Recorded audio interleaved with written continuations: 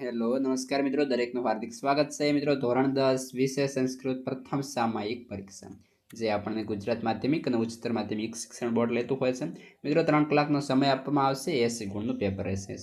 સંપૂર્ણ most important paper છે. છેલ્લે સુધી બને રહેશું. અને આવા જ તમામ પ્રકારના જે વિષયોના પેપર જે સોલ્યુશનની લિંક જે છે આ વિડીયો ડિસ્ક્રિપ્શનમાં આપેલી છે, તો મિત્રો ત્યાંથી પણ મેળવી શકશો. તો જોઈએ વિભાગ એ, જેની અંદર આપણને સૌપ્રથમ કહ્યું છે નીચે આપેલા ગદ્યખંડનો ગુજરાતી ભાષામાં અનુવાદ કરો. જોઈએ તો કે પહેલો પ્રશ્ન છે. પહેલા આપણને જે છે સંસ્કૃતમાં કહ્યું છે અને ત્યારબાદ નીચે અનુવાદ લખેલો છે. પુરા એકસ્મિન જલાશય અનાગત વિદ્યાત પ્રત્યુપન્નમતી અદ્વવિશ્વથી ત્રયો મત્સ્યઃ વસન્તિ સ્મ અથમ કદાચિતમ જલાશયમ દ્રષ્ટવા તીવ્રમ ઉત્કમ અહો બહુમત્સ્યુટ્યમ અધઃ કદાચિતમ અપી ન અસ્માભિ અન્વેષિતઃ તદદ્ય આકારવૃત્તિ સજ્જાતા સ્વ અત્ર ગમ્ય મત્સ્યકૂર્માદયો વ્યાપાદ ઇત્યવ્ય ઇતિ નિશ્ચયઃ. મતલબ કે પહેલાના એક સમયમાં એક જળાશયમાં અનાગત વિદ્યાત પ્રત્યુમત્તમતી અને યુદ્ધવિત્સ્ય નામની 3 માછલીઓ રહેતા હતા. કોઈ એક વખતે માછીમારો તે જળાશયને જોઈને બોલ્યા, અરે આ તો ઘણા બધા છલાઓવાળો સરોવર છે. આવું જળાશય પહેલાં આપણે ક્યારેય પણ જોયું નથી. તેથી આપણા ભોજનની વ્યવસ્થા થઈ ગઈ છે. આવતીકાલે માછલીને મારવા અહીં આવીશું. ત્યારબાદ બીજા નંબરે જોઈએ. સંપન્ને આહારે સા કન્યા ધાતિ મુખે અતિથય પ્રથમમ સન્નાતું નિવેદિતવતી તત સન્ના શુદ્ધા તસ્મે અતિથે સપેયો પારપૂર્વ ભોજનમ ધ્રુત સહિતમ ઓદનમ વ્યજન અયચ્છત એકદશમ કાવેરી તીર્પનત્મને સમાગતઃ અત્ર સ કૂપે વિરલભૂષણા કુમારિકામ અપશ્યત તસ્યા રૂપસંપદાક્તિભૂતઃ ષોડંચિતઃ આકૃષ્યમ હૃદયમ અસ્યામ તદેતા પરિસ્યમ વિવાહ પ્રસ્તાવામ કૃત્વા ત્યામ સ્મતો ઉદ્દાહામી. મતલબ કે ભોજન તૈયાર થયા પછી તેણે અતિથિને કહ્યું, સ્નાન કરવા માટે સેવિકા દ્વારા કહેડાવ્યું. ત્યારબાદ સ્નાન કરી શુદ્ધ થયેલા મહેમાન માટે પીણા માટે અને નાસ્તા સાથેની ભાતની વાનગીઓ લાવી. એકવાર તે કાવેરી નદીને કાંઠે આવેલા એક નગરમાં આવી પહોંચ્યો. અહીં તેણે કૂવા પર આભૂષણ ધારેલા કરેલી એક કુમારીને જોઈ. તેની રૂપ સંપત્તિથી અંજાય થઈ ગયેલા તેણે વિચાર્યું, મારું હૃદય આમાં આકર્ષાયું છે, તો આની પરીક્ષા કરીને વિવાહનો પ્રસ્તાવ મૂકીને સંમતિ હોય તો હું તેને પરણીશ. ત્યારબાદ મિત્રો આગળ છે કોઈ પણ 2 લખવાના થશે અને પ્રશ્નોના ઉત્તર આપણે લખીશું. ત્રીજા નંબરે છે કન્યા વિવિધાની વજ્જાની કેન વિચિતવતી, તો જવાબ થશે પ્રસ્થરિમિત્યેન ધાન્યન, ઓપ્શન સી. ત્યારબાદ 4 છે વૃત્તમુક્તા ચિત્તવૃત્તિ હૃદયસી, તો થશે હાર્યષ્ટિ. 5 ભવતઃ સર્વાણી પાત્રાણી મૃતાની ઇદમ વાક્યમ કહ વદતી, તો થશે કૂટનાતઃ. ત્યારબાદ આગળ નીચે આપેલા પ્રશ્નોના ઉત્તર ગુજરાતી ભાષામાં લખો. 6 નંબર પ્રશ્ન છે ગુણવતી કન્યાની પરીક્ષા માટે શક્તિકુમારની યોજના શી હતી? ઉત્તર તો કે ગુણવતી કન્યાની પરીક્ષા માટે શક્તિકુમારે એક યોજના વિચારી હતી. તે મુજબ કન્યા તેને એક પ્રસ્ત ડાંગરમાંથી જ વિવિધ પ્રકારની વાનગીઓ પોતાના કૌશલ્યથી બનાવીને જમાડે તે ગુણવાન કન્યા હશે અને તેને જ તે વિવાહના પ્રસ્તાવ બાદ તેની સંમતિ હશે તો જ વિવાહ કરશે. પ્રશ્ન 7 દુર્વાસે કોને શાપ આપ્યો? શા માટે? દુર્વાસા મુનિએ ક્રોધમાં આવીને સરસ્વતીને પૃથ્વી ઉપર અવતરવાનો શાપ આપ્યો, કારણ કે તે મંત્ર ગાન દરમિયાન કોઈ મુનિ સાથે ઝઘડો કરી પડ્યા અને તેના ગાનમાં ભૂલ થઈ અને આ સમયે સરસ્વતી હસી પડ્યા. પ્રશ્ન 8 યસ્ય જનનમ તસ્ય મરણમ, વાર્તા પરથી શો બોધ મળે છે? ઉત્તર તો કે યસ્ય જનનમ તસ્ય મરણમ, વાર્તા પરથી બોધ મળે છે કે અતિલોભ પાપનું કારણ બને છે. અતિલોભ મનુષ્યની બુદ્ધિ ભ્રષ્ટ કરી તેના દ્વારા વિવિધ પાપ કરાવી તેને હાનિ પહોંચાડે છે. તેથી અહીં લોભનો ત્યાગ કરવો જોઈએ. ત્યારબાદ આગળ નીચે આપેલા વિષય ઉપર ટૂંક નોટ લખો. 9મો પ્રશ્ન છે મનુષ્યના જીવનમાં આવતા વિઘ્નો. કાષ્ઠખંડ ગદ્યખંડમાં નદી તટે વિહાર કરતા ગુરુ પોતાના શિષ્યને ગંગાના પ્રવાહમાં તરતા કાષ્ઠખંડને બતાવીને મનુષ્ય જીવનમાં આવતા વિઘ્નોનો નિર્દેશ કરે છે. તે કહે છે કે આ લાકડાનો ટુકડો પાણીમાં પ્રવાહ સાથે સમુદ્રમાં ત્યારે જ પહોંચશે જ્યારે તે જવામાં માર્ગમાં કિનારા પરનું જોડાણ વધુ ભારને લીધે પાણીમાં ડૂબવું, વમળમાં પડવું અને નદીના પાણીમાં વિખૂટું પડવું. એ 4 વિઘ્નો ન આવે. આથી આ કાષ્ઠ મંડપની માફક જ મનુષ્યોના નદીરૂપી જીવનમાં આહાર, નિંદ્રા, ભય વગેરે કિનારા પરના જોડાણ જેવા વિઘ્નો છે.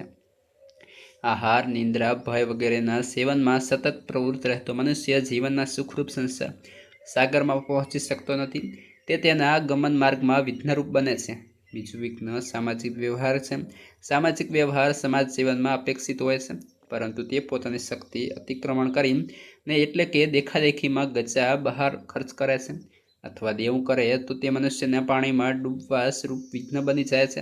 ત્રીજું વિઘ્ન દુર્વ્યસનો છે. મદિરાપાન, જુગાર, તમાકુનું સેવન, ચોરી વગેરે વ્યસનો પણ પાણીમાં વમળ નીચે મનુષ્યને બ્રહ્મમાં નાખીને બરબાદ કરી નાખે છે. તેમનો વિકાસ અટકી જાય છે અને કુટુંબ પણ દરિદ્રતાનો ભોગ બની સુખાદીરૂપ સંસાર સાગરને મેળવી શકાતું નથી અને તે એક જ સ્થળે ચક્રાવે ચટ્યો હોય તેમ ફર્યા કરે છે. મનુષ્ય જીવનનું ચોથું વિઘ્ન વિભક્ત કુટુંબ છે. જેમ જળ પ્રવાહમાં તરતા કાષ્ઠખંડને કોઈ બહાર કાઢી લે તો તે નદીના જળથી વિખૂટો પડી જાય છે. તે મનુષ્ય પણ જો પોતાના પરિવારથી વિમુખ બને તથા પોતાના ક્રોધ કે સ્વાર્થને વશ થઈને સંયુક્ત પરિવારને ત્યજી દે તો આવા મનુષ્યો ક્યારે પણ જ્ઞાન અને સુખથી ભરપૂર એવા આનંદમય સંસાર સાગર મેળવી શકાતા નથી. પ્રશ્ન 10 છે. મારા દોસ્તો, આ વિડીયો નીચે જોશો તો તમારે ચેનલને સબસ્ક્રાઇબ કરી લેવાનો છે અને ત્યારબાદ કોમેન્ટના ઓપ્શનને આ રીતે સ્વાઇપ કરશો તો હાઇપનો ઓપ્શન આવશે. તે પર સિમ્પલી એક વખત ક્લિક કરશો તો જોવા મળશે નવું જ નજરાણું. ક્લિક કર્યા બાદ આ રીતના તમે જોવા મળશે અને આપણે જે છે હાઇપના પોઈન્ટ્સ છે એ ઉપર એક વખત મિત્રો સિમ્પલી ક્લિક આપી દેવાનો છે. વિતા દાસ ફૂટનાથને બીજી વાર પાત્રો શા માટે આપ્યા? ઉત્તર: વિતદાસ પ્રથમ વખત થોડા વધારાના નવા જન્મેલા વાસણો મેળવી ખુશ થયો, તેથી તેને લોભ થયો. બીજી વખત વધારે વાસણો મળશે એવી લાલચ કે લોભને કારણે વિતદાસે કૂટનાથને વાસણો આપ્યા. ત્યારબાદ આગળ છે, નીચે આપેલો ગદ્યખંડ વાંચી આપણે તેના પ્રશ્નોના જવાબ આપવાના રહેશે. તો મિત્રો પહેલો પ્રશ્ન છે, તીવ્રામ વચનમ કુલી સોપમમ આસિત. તો કે મિત્રો જે અહીં થોડું ટાઈપિંગ મિસ્ટેક છે, જેથી આ તમારે જે છે પ્રશ્ન મિત્રો આ જે જાતે કરવાનો રહેશે. ત્યારબાદ આગળ વિભાગ બી. મિત્રો આને જો PDF મેળવવી હોય તેઓ પણ ઉપલબ્ધ છે, તેની લિંક ડિસ્ક્રિપ્શનમાં આપેલી છે. વિભાગ બી છે, નીચે આપેલા ગદ્યખંડનો ગુજરાતી ભાષામાં અનુવાદ કરો.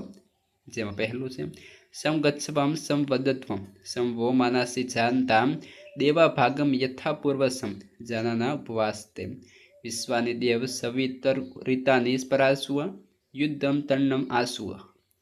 મતલબ સાથે સાથે ચાલો, સાથે સાથે બોલો અને એક સરખું જાણો. પહેલેથી જ એક મંતર રહેનારા સૌ હવીના ભાગના એટલે કે સરખા હિસ્સેદાર બને છે. હે સૂર્યદેવ, સર્વે દુર્ગુણો દૂર કરી જે અમારા માટે કલ્યાણકારી છે તે અમને પ્રાપ્ત કરાવો.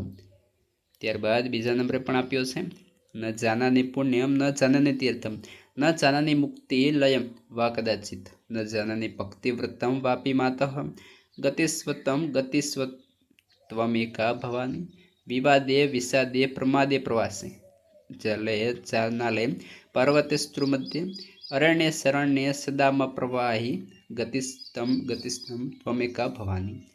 હું પુણ્ય નથી જાણતો, હું તીર્થ નથી જાણતો, ભક્તિમાં લીન પણ નથી થતો. તમે એક મારી માતા રક્ષણહાર ભવાની છો. વિવાદમાં, દુઃખમાં, આળસમાં, પ્રવાસમાં, જળમાં, અગ્નિમાં, પર્વતો ઉપર, શત્રુઓ વચ્ચે, જંગલમાં શરણો લેતા હે માં ભવાની તમે મારું રક્ષણ કરો.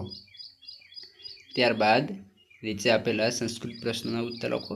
ત્રીજો વિકલ્પ, કથમ આસીને સંધ્યોપાસના કરણ્યા થશે પૂર્વાભિમુખે.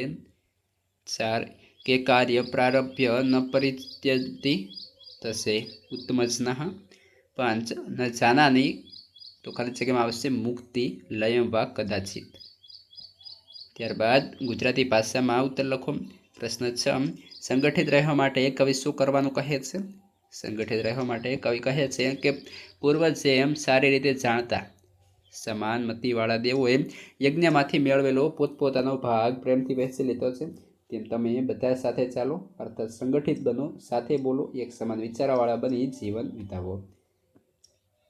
પ્રશ્ન 7. દોષાહ ત્યાજાહ ગુરુઃ અપી એટલે શું?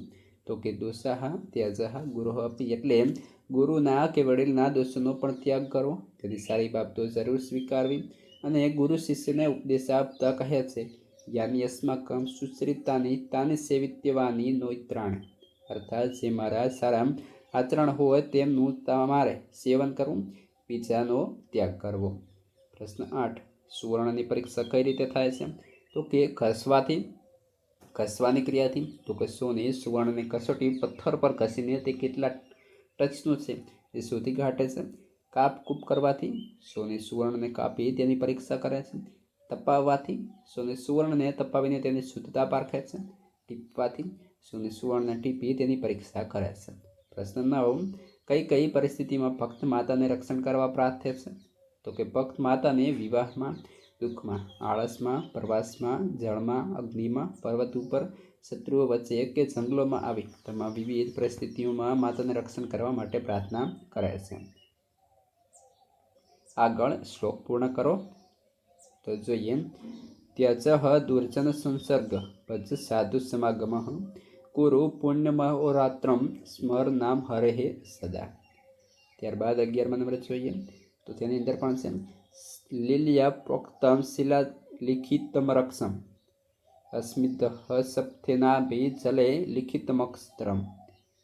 12મા નંબરે છે ન જાનામિ પુણ્યમ ન જાનામિ તીર્થમ ન જાનામિ મુક્તિ લયમ ના કદાચિત ન જાનાની ભક્તિ વૃત્તમ વાપી માતઃ ગતિસ્વતમ ત્વમેકા ભવાની.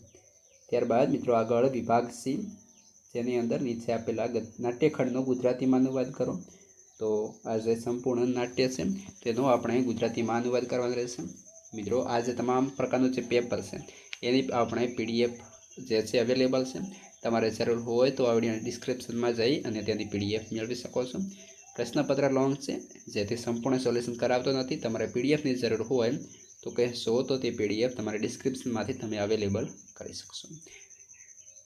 તો આ રીતે મિત્રો સંપૂર્ણ પેપર છે, સરસ મજાનું મોસ્ટ ઇમ્પોર્ટન્ટ છે. તમારે તે સોલ્યુશન કરવું હોય તો તે તમામ આપણા વિષયના જે છે સોલ્યુશન તમામના ઉપલબ્ધ છે. તમામની લિંક ડિસ્ક્રિપ્શનમાં આપેલી છે, ત્યાંથી તમે મેળવી શકો છો અને સરસ મજાનું મોસ્ટ ઇમ્પોર્ટન્ટ પેપરનું સોલ્યુશન પણ કરી શકો છો. અને તમારા મિત્રોને ખાસ આ પેપર અને અન્ય વિષયના પેપર પણ શેર કરી દેશો. તો આ સાથે મિત્રો આપણું જે પેપર છે અહીં પૂર્ણ થાય છે.